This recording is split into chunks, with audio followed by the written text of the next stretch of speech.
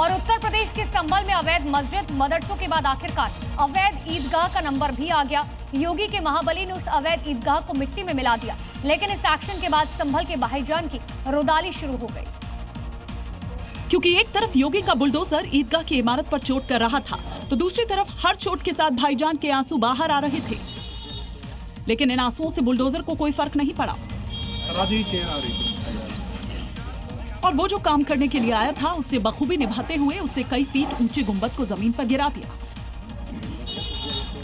दरअसल संभल के असमोली में सरकारी भूमि कब्रिस्तान के लिए आरक्षित थी, लेकिन उस जमीन पर कब्जा कर अवैध तरीके से ईदगाह बना दी गई थी।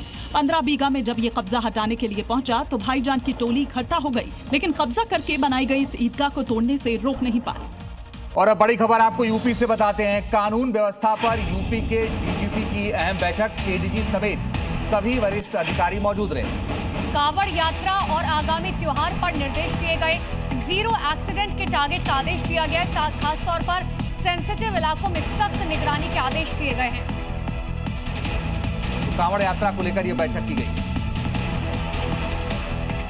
जिसके लिए यूपी पुलिस मुख्यालय में वीडियो कॉन्फ्रेंसिंग के जरिए वरिष्ठ अधिकारियों के साथ डीजीपी राजीव कृष्ण ने हाई लेवल मीटिंग की, जिसमें आगामी त्योहारों, कांवड़ यात्रा, अपराध नियंत्रण, यक्ष ऐप और कानून व्यवस्था की समीक्षा की और जरूरी दिशा निर्देश भी दिया। समीक्षा बैठक में डीजीपी ने कहा कि कांवड़ यात्रा के दौरान ऐसे सुरक्षा प्रबंधन किए जाएं जिससे एक्सीडेंट ना हो। इसके साथ ही डीजे भी गाइडलाइन के मुताबिक हो और अपराधियों की गिरफ्तारी के साथ ही आसपास के जिले और पड़ोसी राज्यों से भी कोऑर्डिनेशन बनाने की बात कही है। और अगली बड़ी खबर जालौन से है, जहां पर अवैध अतिक्रमण पर बुलडोजर चला। मामा भांजा मजार को का एक कोना है दरअसल से ध्वस्त किया गया। या रोड को चौड़ा करने के लिए ध्वस्तीकरण की कार्रवाई की गई है। अतिक्रमण पर एक्शन की चेतावनी दी गई है। रोड को चौड़ा करने के लिए कार्रवाई की गई है। अवैध अतिक्रमण हटाने के लिए प्रशासन बड़ी संख्या में पुलिस फोर्स तैनात की गई। उसके बाद बुलडोजर लेकर अधिकारियों ने सड़क किनारे बने अस्थायी निर्माण, टिन शेड, चबूतरे और बाकी अवैध कब्जों के साथ ही कार्रवाई मामा भांजे मजार तक पहुंच गई। अतिक्रमण की जद में मजार का कोना भी आ रहा था, जिसको ध्वस्त कर दिया गया। बुलडोजर एक्शन से अवैध कब्जाधारियों में हड़कंप मच गया। हालांकि प्रशासन की सख्ती से पूरी कार्रवाई शांतिपूर्ण तरीके से निपट गई। राम मंदिर दान चोरी को लेकर सूत्रों के हवाले से बड़ी खबर है। आज दान चोरी पर रिपोर्ट नहीं सौंपेगी एसआईटी की टीम। सूत्रों के हवाले से खबर।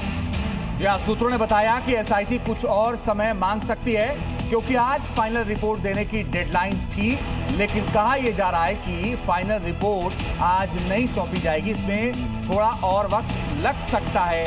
हालांकि इसमें अभी कोई आधिकारिक जानकारी नहीं आई है। तो राम मंदिर से इस वक्त की एक और बड़ी खबर आपको बता दें, नए पुजारियों की नियुक्ति की तैयारी है। अगली बैठक में कोई बड़ा फैसला हो सकता है।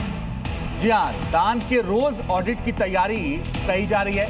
22 जुलाई को होगी ट्रस्ट की अहम बैठक और इस बैठक में क्या कुछ फैसला हुआ है ये बात सामने आएगी, मगर कुछ बदलाव और हो सकते हैं। दान की रोज ऑडिट की तैयारी है।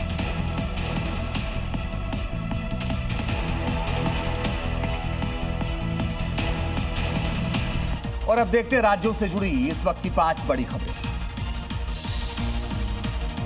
पश्चिम बंगाल के मेदिनीपुर में झूमी नदी के बढ़ते हुए जलस्तर ने लोगों की परेशानी बढ़ा दी। दरअसल नदी पर बना हुआ बांस का पुल पानी में बह गया, जिससे कई गांवों का संपर्क टूट गया।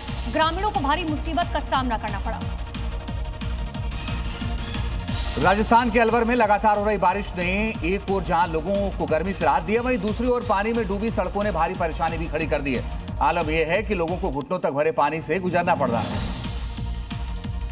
कल से शुरू होने वाली भगवान जगन्नाथ रथ यात्रा को लेकर तैयारियां पूरी कर ली गई। पश्चिम बंगाल के दीघा में जगन्नाथ मंदिर में रथ यात्रा महोत्सव का आयोजन किया जाएगा, जिसमें लाखों श्रद्धालु पहुंचे।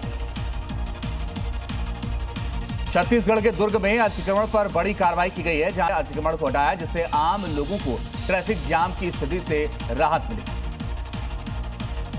गुरुग्राम में मौसम ने करवट ली। अचानक से झमाझम बारिश होने लगी, जिससे लोगों को भीषण गर्मी से राहत मिली। वहीं किसानों के चेहरे खिल उठे। खेतों में नमी आने से खरीफ की फसलों को भी उनकी बुआई में गति मिलने की उम्मीद जताई जा रही है।